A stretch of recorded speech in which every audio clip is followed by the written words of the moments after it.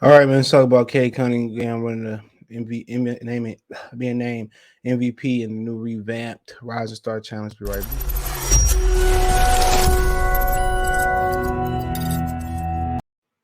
All right, I want you guys to go support Piston Mike. Y'all go to the subscribe button. He at 480 right now. Let's get him to 1,000, 100,000, 500,000, million subscribers as soon as possible, bid. Let's help him put it down. Make sure you go over there and subscribe. If you like the Pistons, you want to support me, think about sending me a donation. Best way you can help me right now is go subscribe over to Piston Mike and go help him get his numbers up, putting in work, hard work, smart work, dedicated work, consistent work. So make sure you go over there and appreciate that work. So remember, the name is Piston Mike, and I have a link in the description. If you have a problem finding it on YouTube, it'll be under source link or Piston Mike channel link in the description. Peace. All right, man. Let's talk about it, man. Since Cade Cunningham was an MVP last night, I watched a little bit of it. I just don't get excited for All Star Weekend like I used to, man. It's just once you've seen a few of them, you've seen them all. It says the Rising Star Challenge became latest part of the All Star Weekend to undergo a format change, and it was a success. The event was featured the top first and second year NBA players employed an entirely new format this season, rather than just being one game involving those players. Like in years, there were 4 7 man rosters coached by Hall of Famers Isaiah Thomas, Rick Barry, James Worthy, and Gary Payton. 3 games were played, 2 semifinal matchups to 50 and a championship game to 25 and a nod to the league celebrating the 75th anniversary this season. And after Cade Cunningham, the number one pick in the 2021 draft, led the team buried to a 25-20 win over Team Isaiah to win the event. He said he was pleased with the format change. He said, quote, "It was a lot of fun," Cunningham said after claiming the event's MVP award. "Great teammates, great coaches, great atmosphere. I had a good time for sure." All-Star game employed the L ending, which first came to All Star Weekend 2 years ago in Chicago when it debuted in the All Star game. Quote, so he won it, bro. Heard Jalen Green got sent home the first game. That's always going to be a hit with fans, and it's just add for the most part to his All Star resume. You know, that's all it really does. It adds to his, not All Star resume. It adds to his NBA resume. It adds to his Rookie of the Year resume. There's been a lot of talk between him and Evan Mobley, who's the actual Rookie of the Year, and most people is giving a nod to Mobley because he's a part of a winning team that nobody really seen win. And a lot of fans are saying it's a conspiracy against Cade Cunningham, and it's always, I won't say it's a conspiracy. Nobody just really seen this team coming, and that was the actual shocker. You can't really say you can't really say it was a conspiracy, bro, at all.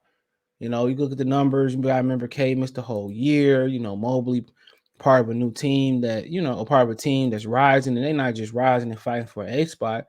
They literally, they're literally fighting, for Eastern Conference supremacy, and nobody's seen that coming because you always gotta know it's gonna be some type of shock value there, and it's not really like an individual award, but it is an individual award, but it also kind of like a team award too. Now, I mean, you can measure these guys up and do the numbers, but anytime you're part of a rising team and a team that's winning, you give them a nod to. I mean, every year it's subjective to the player. And that's why people are saying this, it's a conspiracy theory against Cade Cunningham. And now he added this to his resume. This can't help but to boost what he's doing. You look at Mobley, he 15, 8, and 2, almost 350%, you know what I'm saying, from the field, less than 70% from the free throw line. He played 50 games, playing 34.1 minutes a game, getting over a block and a half a game. You know what I'm saying? So just some of the things that he doing, you know what I'm saying?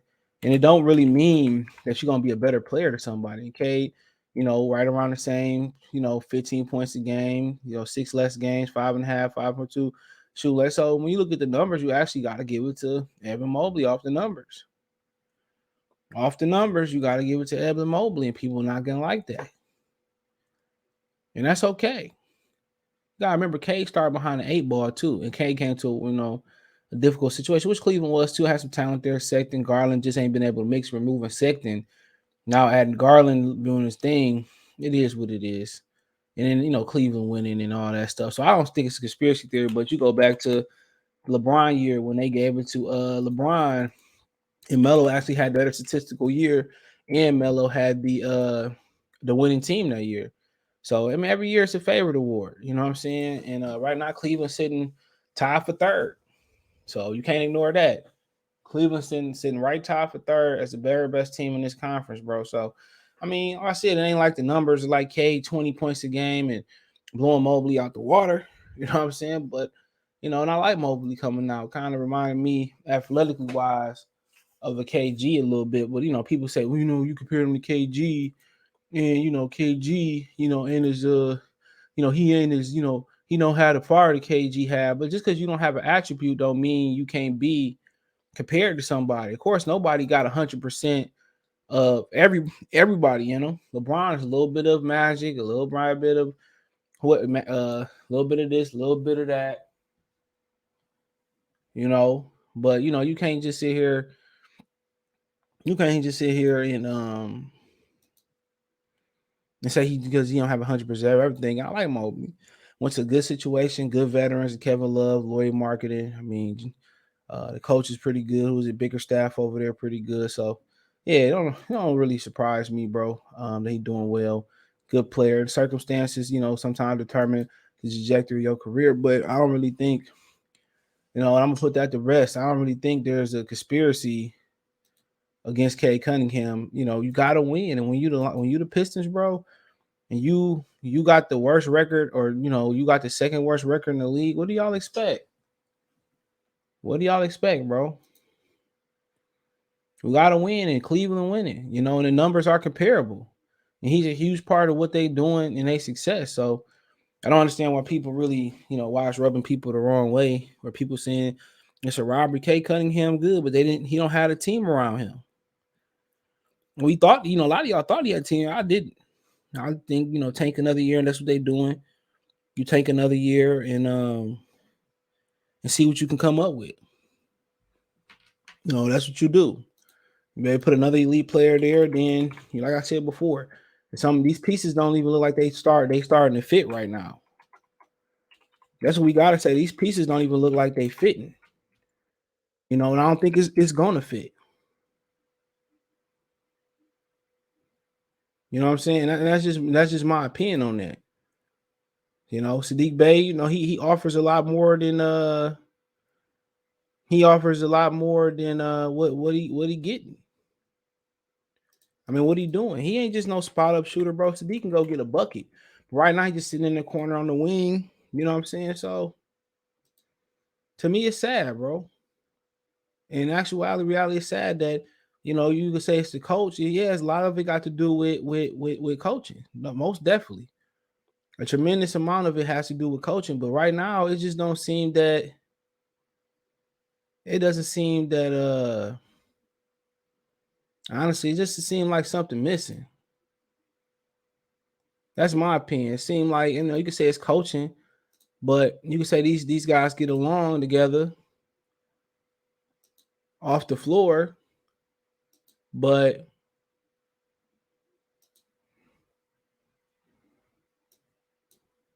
I mean, right now it's just personally it just ain't working. You look at all the guys that they got lined up out here. You look, it's Jeremy Grant's. He just want to score. Cade Cunningham is a scorer. Sadiq is a scorer. You know what I'm saying? Isaiah Stewart is undersized.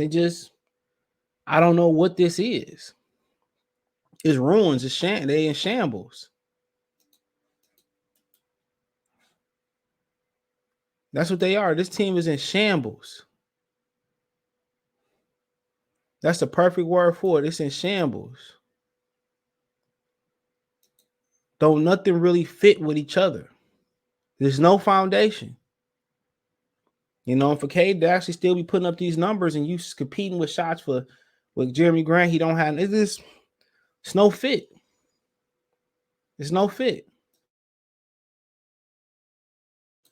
There's no fit.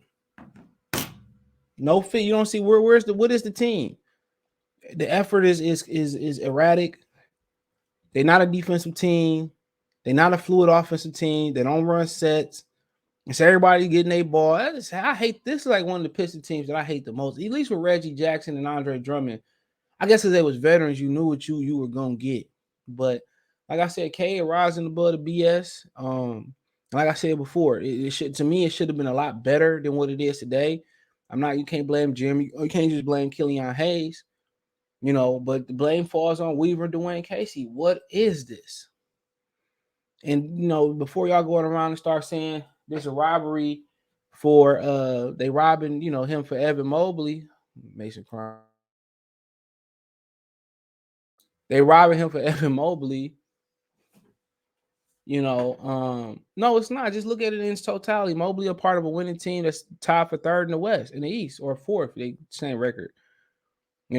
Cade Cunningham is doing it with nothing, bro. With a whole bunch of guys that's looking to get their buck, and the coach should put something behind him. Everybody hoping like, next year we get a high pick. You just throwing, you just like gumbo. You just throwing stuff in the pot and hoping it tastes good. That's why I hate gumbo. Just throwing stuff in the pot, like, bro, it's like mystery cafe food. And that's what this is. This is what looking like. Just because you throw another number one pick in there, what is this?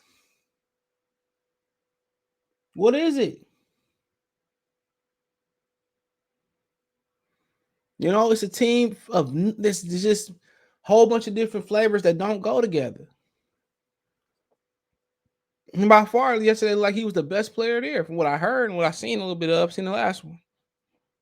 He almost turned the ball over at the end, but Jay Sean, the one of them games Jay Sean take got the bucket. It was the last game. That's all I'm saying. What is this? What is this team calling card? Even when you start to build something, you have an idea of what it could be and what it should be and what it might be. Right now, this is nothing. And that's part of what's hurting his rookie campaign. But hey, let me know what you girls and guys think. Thumbs up the video, share the video, subscribe to the channel. That subscribe button is the bell icon button. Hit all notifications. Increase your chance to get notifications. We go live and drop the video. Check out Detroit Pistons Talk playlist for more videos like this. Find me on Twitter, Facebook, Instagram. We got business, question, inquiry, sponsorship, video requests. Want to financially support the channel? Cash App, $ CJ Good 313, Venmo CJ Good 313, PayPal link description.